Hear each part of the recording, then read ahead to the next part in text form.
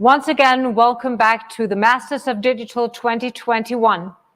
2 years ago, Digital Europe launched their manifesto, A Stronger Digital Europe, setting 30 KPIs for digital health, a greener digital Europe, for inclusion, for digital skills, and for digital health. Our vision was very clear. We strive for a Europe where digital technologies, innovation, and artificial intelligence provide Europe's people with competitive jobs, better health, and better public services. A strong and unfragmented Europe that takes leadership in creating digital inclusion, green growth, innovation, trust, and agile mission-based policymaking that drives prosperity and creates benefits for European society and leads globally in an open economy. 36,000 members stand behind this vision. And it is in this spirit we launched the Masters of Digital, a platform for diverse stakeholder dialogue, but to achieve this common goal. However, it takes two to tango, and business leaders and policymakers needs to come together, join forces to walk the talk, to make words into action. The leadership of digital policy and investment needs to be taken. President Ursula von der Leyen has taken that leadership. And sincere thank you and welcome to the President of the European Commission, Ursula von der Leyen, the leader of the digital decade. Welcome. Thank you. Thank you so much, Cecilia Bohnenfeld-Dell. Dear friends of Digital Europe, ladies and gentlemen, thank you very much for this opportunity. Well, indeed, at the very beginning of my mandate, I put digital innovation at the core of my agenda. And the reason is simple. The reason is you, the thousands of European digital entrepreneurs, innovators, and pioneers. You are the reason why I believe the 2020s can be Europe's digital decade. A decade when Europe becomes a global leader in the digital world, because you have already planted the seeds for Europe's digital decade. And let me start with just one example. This year, the whole world has set its eyes upon a small European deep tech company, BioNTech. BioNTech developed the first widely authorized vaccine against COVID-19. And the story of BioNTech is amazing and ordinary at the same time. BioNTech is one of the many startups born as a spin-out of a European university. It all started with a handful of people and a bold visionary idea. It then grew thanks to public funding. It is now attracting global investment, and it is delivering a safe and effective vaccine to the whole world. This is but one of Europe's many success stories, and the list of your nominees for the Future Unicorn Award is equally impressive. You have from green energy to innovative therapies, many, many other examples. You are showcasing the immense potential of our digital sector. Europe is now attracting more capital for startups at seed stage than any other region in the world. Europe's deep tech companies are worth a combined 700 billion euros today, and they are growing at incredible speed. Europe is a rising digital power. I know that some of you in the audience represent big global companies who are investing here in Europe precisely for this reason. New ideas are coming from the old continent. And this isn't only about startups in deep tech. European industry as a whole is entering a new era. 1/4 of industrial robots in the world are produced in Europe. Over 40% of Europe's enterprises have already adopted technology based on artificial intelligence. So Europe is going digital right now as we speak. Yet, I'm convinced that Europe is still punching well below its weight. I believe this is because of two main reasons. The first one, obvious, a lack of investment. European companies invest massively in R&D in certain sectors, such as automotive or pharma. But our investment in other fields still lags behind the US and China. And artificial intelligence and quantum computing are two good examples. And think again about the BioNTech case. Technologies that will become decisive in 10 or 15 years are being developed right now by a handful of people in a lab or factory. And we must make sure that they find the resources they need today to become the next big thing of tomorrow. And the second issue we must tackle concerns rules and regulations. For years, our digital businesses have dealt with way more obstacles than their competitors abroad. And small and promising European companies have had a hard time when trying to scale up beyond national borders. Investment has been delayed because the rules of the game were not clear. And as a result of all this, too many European businesses have left our continent in order to grow. Today, I would like to tell you about how we are changing this. With more public investment and with business-friendly rules, so that Europe's digital decade can begin. Now first, on investment. Of course, these are tough times for businesses all across Europe. It is hard to plan investment in the middle of a pandemic with little certainty about the future. And this is one of the reasons why we have put together Next Generation EU. You know it, the recovery plan worth 750 billion euros, which comes on top of the European and the national budgets. Next Generation EU is the largest digital investment plan Europe has ever seen.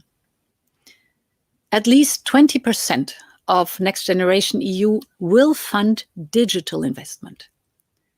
And that means roughly 150 billion euros.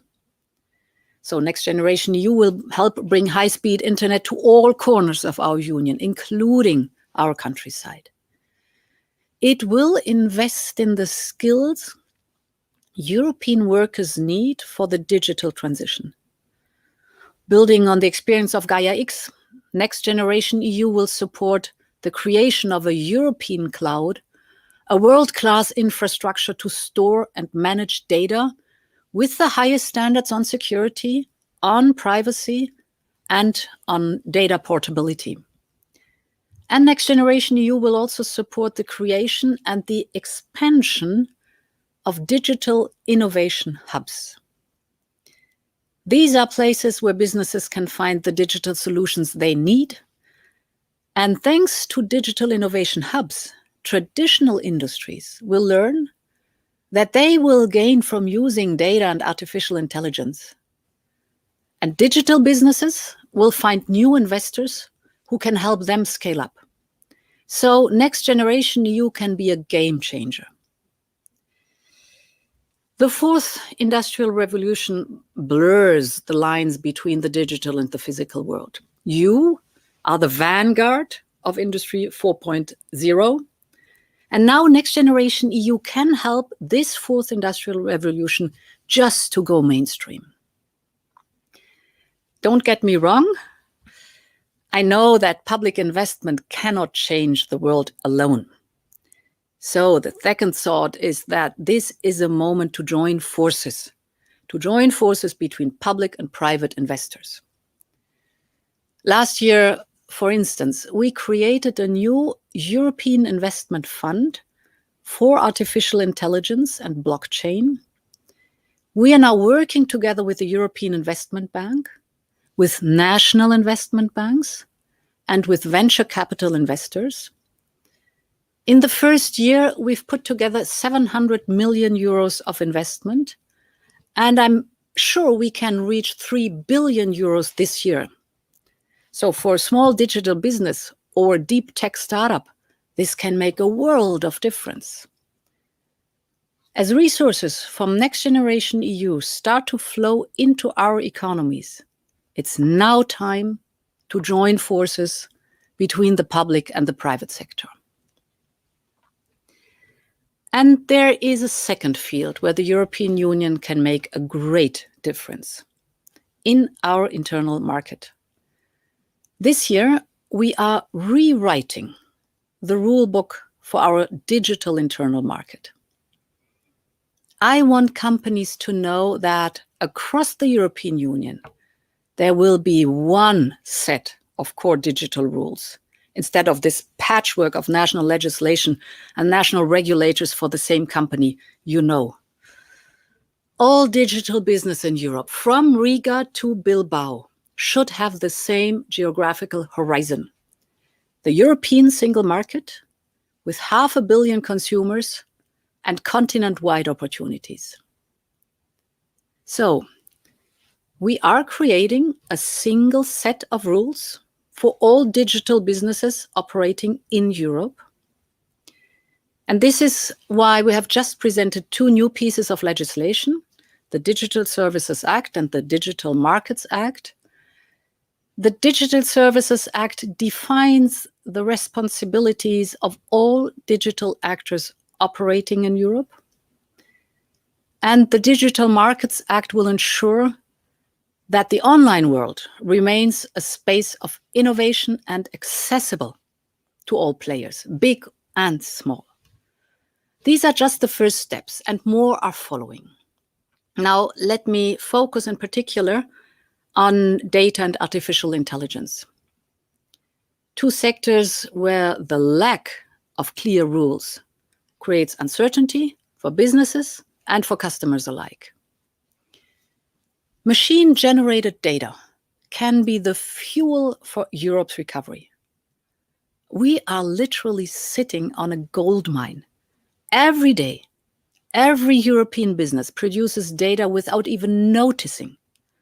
Research tells us that the potential value of data produced in Europe will soon reach 1.5 trillion euros a year. Imagine, 1.5 trillion. And we are only using a tiny percentage of this treasure. Data can make our fields more fertile. It can predict a machine's failure and fix it before it even happens. Data can cut Europe's energy consumption massively, with benefits for the planet and for your balance sheets too. For all these reasons, and many, many more, data need to be shared and exchanged more widely. And therefore, companies need clear rules on how to access, share, and sell available data. Last November, we introduced a regulation on European data governance. And later this year, we will present a data act and proposals on health data spaces. What we want to do is to put those who generate data in the driving seat. If your business wants to buy or sell data, you should be able to fully trust the provider of a data sharing service. You should know what they can do and cannot do with your data. Of course, there are certain conditions under which data gathered by the public sector should be made available more widely. But all these examples show that it is only with clear rules that the data market can finally take off. Data are also the essential fuel of artificial intelligence. And I want to be very clear on this. I believe in the power of artificial intelligence. Just look at the winner of last year's Future Unicorn Award, Corti from Denmark. They are using AI and voice recognition to help doctors predict heart attacks. It's simply amazing. And indeed, the possibilities of AI are immense. I don't have to tell you. AI can turn on wind turbines and can produce more energy as the weather changes, for example. AI can detect a cyber attack faster than any human being. And as a medical doctor, I know that AI can also, for example, detect cancer in mammographies way earlier and more reliably than any human being. So AI brings undoubtedly huge opportunities. But we also see the risks linked to certain applications of AI. For example, facial recognition in public places, or decisions touching important personal interest, such as recruitment. So, after months and months of public consultation, this spring we will present a legal framework for artificial intelligence in Europe. We will set some requirements for high-risk applications of AI, from making sure that they use high-quality data to ensuring human oversight. And in parallel, we will present a new plan to push European excellence on AI. This is something that businesses like yours are asking more and more from policymakers. Investment, but also clear rules for AI. You are telling us you don't want your technologies to be used for the wrong purposes. And when clear boundaries are set, innovation is free to run its course. The innovations you are bringing to our markets can change the lives of millions, and in some cases, they literally save lives. In the years ahead, the power of data and other digital solutions can help countless businesses emerge from the crisis. Europe's digital sector can drive our recovery, and we are determined to build the best possible conditions for this to happen.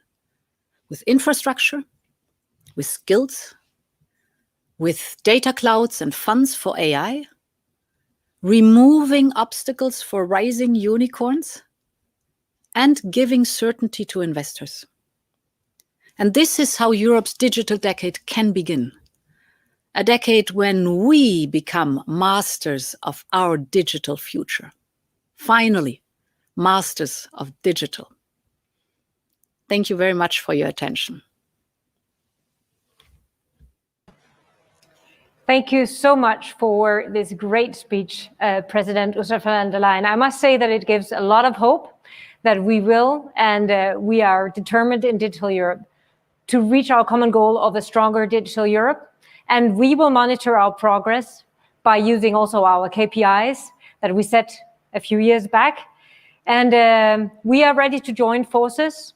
And we just want to sincerely thank you for your leadership of the digital decade. Thank you, Mrs. President. Thank you so much.